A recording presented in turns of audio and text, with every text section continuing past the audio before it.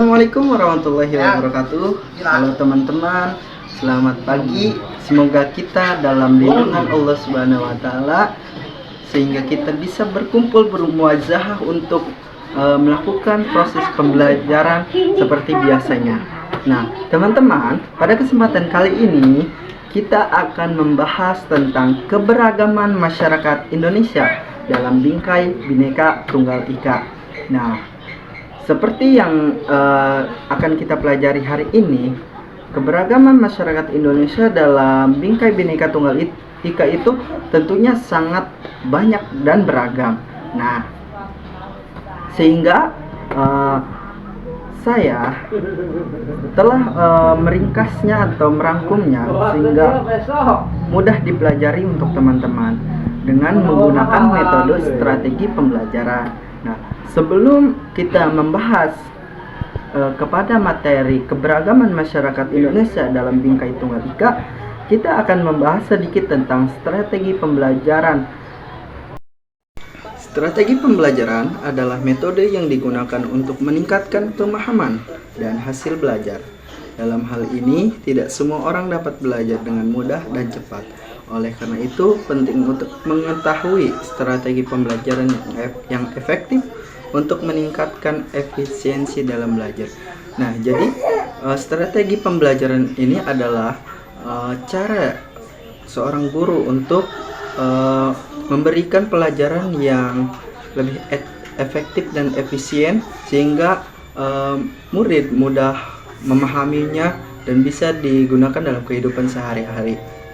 Karena di dalam kondisi murid tersebut banyaklah perbedaan, diantaranya ada yang cepat tanggap dan ada yang mungkin kurang dalam pemahaman, sehingga guru haruslah mempunyai strategi sehingga semua bisa dirangkul dengan bersama-sama untuk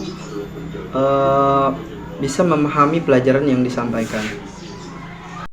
Persatuan dan kesatuan yaitu memiliki makna bersatunya keanekaragaman dalam masyarakat Indonesia seperti suku, agama, ras, sosial, budaya, dan ekonomi menjadi satu kedaulatan yang utuh dan serasi. Makna penting persatuan dan kesatuan bangsa Indonesia adalah untuk mewujudkan cita-cita negara Indonesia, yaitu seperti yang ada di Undang-Undang Dasar 1945 alinea keempat, melindungi segenap bangsa Indonesia dan seluruh tumpah darah Indonesia, di mana kita sebagai warga negara haruslah saling menghormati tanpa adanya perbedaan, baik ras, warna kulit, suku, budaya, bahasa, dan lainnya. Karena Indonesia adalah memiliki semboyan Bhinneka Tunggal Ika. Walaupun kita berbeda-beda, tetapi satu jua, yaitu satu tujuan, di mana untuk terciptanya kedamaian dan kenyamanan bersama. Meskipun kita berbeda antara suku, agama, ras, dan budaya. Bhinneka Tunggal Ika, prinsip ini mengajarkan kita untuk saling menghargai dan toleransi antara sesama, meskipun memiliki latar belakang yang berbeda. Prinsip persatuan dan keberagaman di Indonesia terdiri dari 5 hal, yakni Bhinneka Tunggal Ika, nasionalisme Indonesia, kebebasan yang bertanggung jawab, wawasan Nusantara, dan persatuan pembangunan untuk mewujudkan cita-cita reformasi.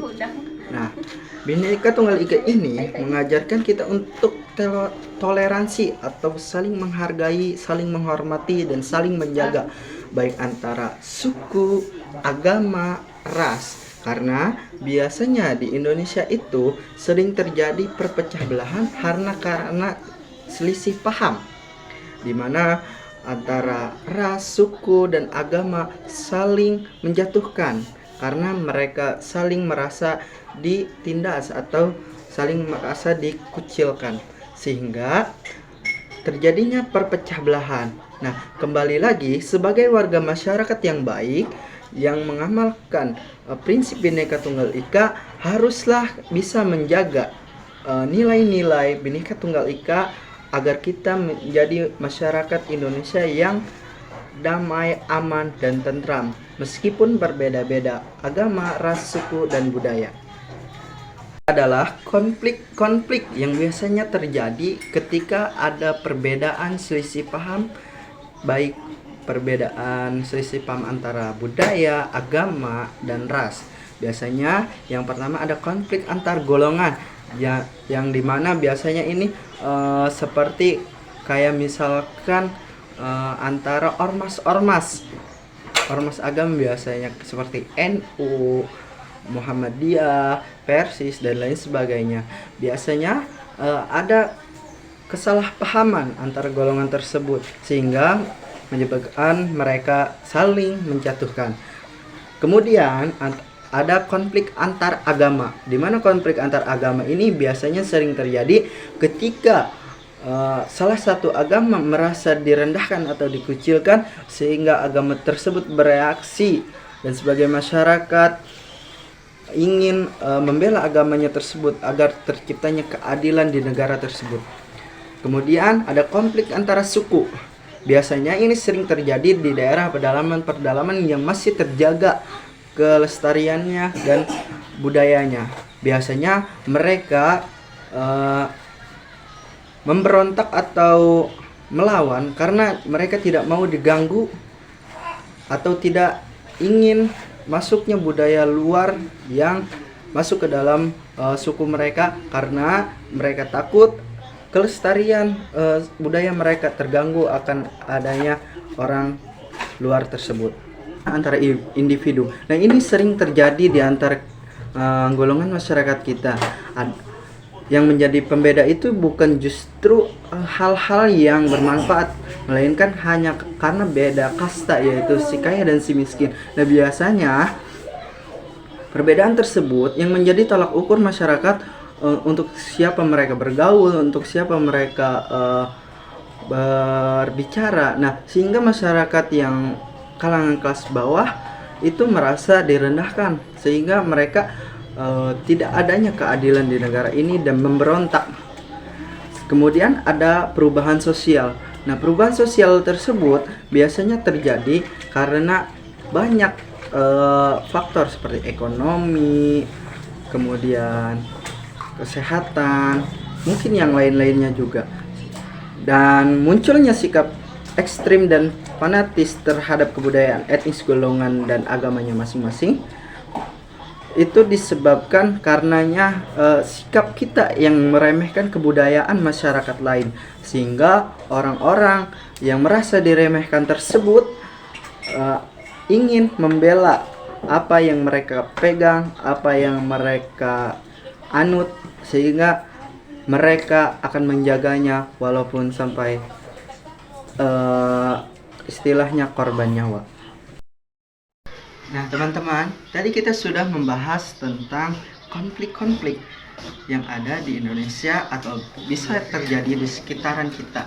Nah, sekarang kita akan membahas bagaimana solusi yang harus kita lakukan ketika menemukan kasus seperti itu di sekitaran kita.